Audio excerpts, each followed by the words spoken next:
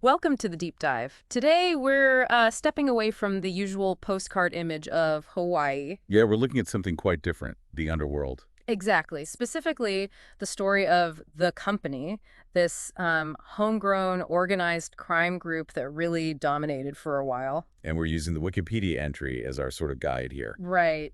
It's a fascinating and, well, pretty violent history.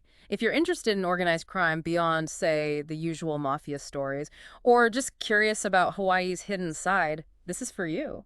What's really striking, I think, is the context. Before the company really took hold, the scene in Hawaii, especially in the late 20th It century, was mostly Asian crime groups, that's right, you had triads, Yakuza, Korean outfits, Samoan groups, kind of carving things up amongst themselves. which sets the stage for a really significant shift. Absolutely. And that shift seems to start around 1962 with a guy named George Chung. George Chung, he was local, right? Yeah, and he did something pretty novel. He formed a multi-ethnic organization. So not just one group. He brought in Koreans, Japanese, Chinese. Samoans, Native Hawaiians, too. Mm. It's like you built a coalition. Trying to create some stability, maybe, out of all that competition. Could be. Maybe the constant fighting between the smaller gangs just wasn't efficient business-wise. Chung might have seen a way to streamline things, maybe impose some order. But like you said, it was a violent world. That stability, it didn't last. No. Chung was killed in 67, July 67, in a gambling den in Honolulu. And that, predictably, creates a power vacuum. It does. For a short time, it seems a mostly Samoan group, led by Alima Leota, took over. Leota. Okay. But he wasn't the main guy for long. Relatively brief period. Which brings us to the real focus. Wilfred Napi Pulawa. Pulawa, Native Hawaiian. He'd been Leota's lieutenant, right? Exactly. And in 1969, Pulawa makes his move. He forms the company, but crucially focuses recruitment mainly on Native Hawaiians. So that's the shift. It becomes a distinctly Native Hawaiian organization at the top. Precisely. It wasn't just another gang taking over. It was a fundamental change in the ethnic power structure of Hawaiian organized crime. So that's our mission today, then, to really get a handle on how the company rose, who the key figures like Pulawa were, and what kind of impact they had. Yeah, let's dig into it. Under Pulawa, the company wasn't just a player. They practically owned the criminal rackets in Hawaii. And they weren't shy about using force. Not at all. The sources emphasize extreme violence was, well, standard operating procedure for them. It was about control, and fear was a big part of that. Okay, so what were their main activities? What rackets did they control? It was pretty diverse, actually. Illegal gambling, obviously. Prostitution rings, specifically targeting resort hotels. Which tells you something about their reach, getting into those supposedly secure places. Definitely. Then there was racketeering, strong-arming labor unions. Extorting businesses, too, both legal and illegal ones. And they were deep into the drug trade, specifically Chinese white heroin. Wow. So quite a portfolio. How did they manage all that? It suggests a pretty sophisticated operation. It really does.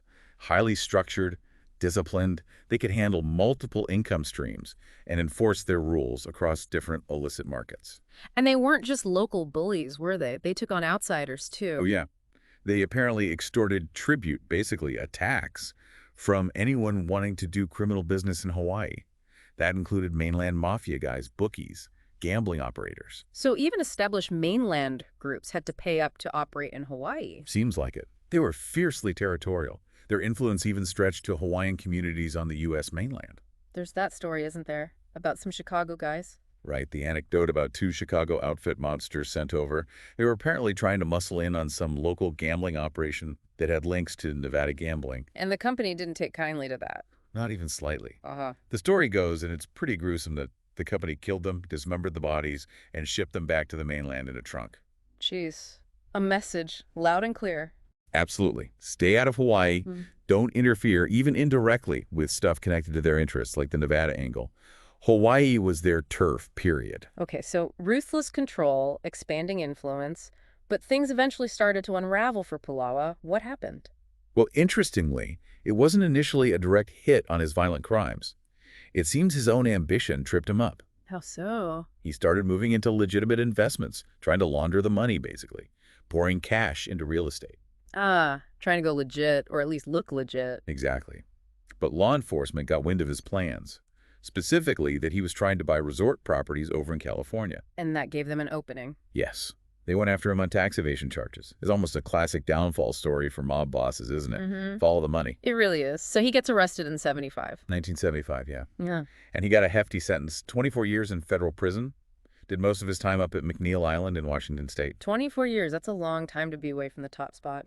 Huge amount of time. He was eventually paroled in 1984, came back to Hawaii, and actually got involved in labor issues, believe it or not. A strange turn. But his long absence must have really shaken up the company itself. Oh, absolutely. With Palawa gone, you had this massive leadership vacuum.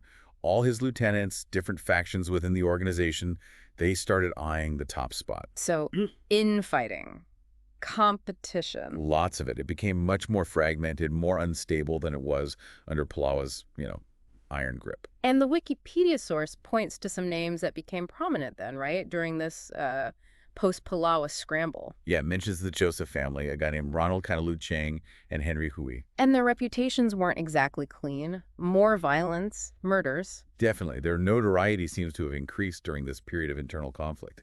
More visible, maybe more reckless, without that central control. And all this internal chaos probably made them more vulnerable to law enforcement, too. Exactly. And that's where Charles Marsland comes in. He was the Honolulu city prosecutor. Marsland.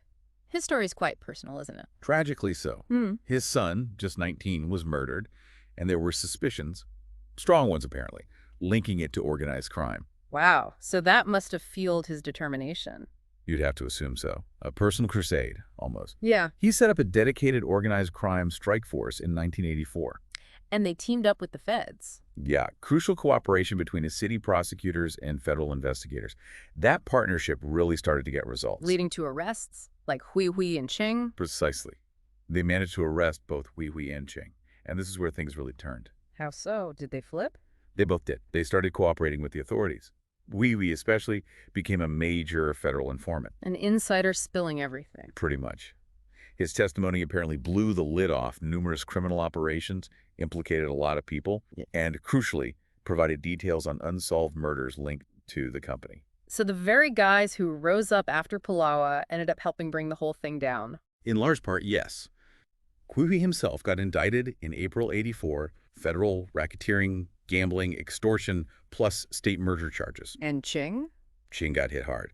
August '85, sentenced to 4 life terms for 4 separate murders. 4 life sentences. Their cooperation must have sent shockwaves through what was left of the organization. Absolutely devastating blow to the leadership structure. But it wasn't quite the end of the story. Oh, who's still operating? Well, the Joseph family was still active. And another figure, Charlie Stevens, reportedly controlled organized crime along the Waianae coast. They kept things going into the early 90s. So pockets of resistance or just continuity? A bit of both, maybe. Stevens was eventually arrested in '91, though. What were the charges against Stevens? A whole laundry list. Illegal gambling, extortion, kidnapping, drug trafficking, and murder again. Sounds familiar. Did he get a long sentence? May 1993, he was sentenced to 20 years, significantly, without the possibility of parole. 20 years, no parole. That really feels like it would have hammered the final nail in the coffin for the company as a dominant statewide force. I think that's fair to say. Yeah. Those key arrests, Hui, Chang, Stevens, and others implicated by their testimony really broke the back of the company's centralized control. So what's the situation now, according to the sources? Is the company completely gone? Not entirely gone, perhaps. The Wikipedia entry suggests that, remnants of the old syndicate, plus maybe younger native Hawaiian criminals connected to them, are still around. But not like before. Not the same level of power. No, definitely not. They lack that pervasive statewide control the company had under Pulawa. The landscape now sounds much more fragmented. More like it was before the company rose to power. Exactly. Back to that situation with various competing ethnic groups. You've got triads, Yakuza, Korean groups, Samoans, and then these native Hawaiian elements, including whatever's left of the company, all sort of jostling for position. Less centralized, more chaotic, maybe? Potentially, yeah. It's interesting, too, that the company popped up in the recent Magnum PI reboot. Oh, really? As like a nod to the real history? Seems like it. Portrayed as a gang that's resurfaced, shows it still has some resonance in, local awareness, even if fictionalized. And if people want to read more, there's that book mentioned. Right. Hellbent. One Man's Crusade to Crush the Hawaiian Mob by Jay Ryan. Sounds like it would offer a much deeper dive, especially in the law enforcement side, Marsland's story, probably. Good resource. And we've got the web archive and Google Books links in the description too for the source material we looked at. Okay, so summing up, we've seen the company rise from this power struggle after George Chun's death. Consolidated power under Palawa, really tight, violent control. Fingers in every illegal pie imaginable.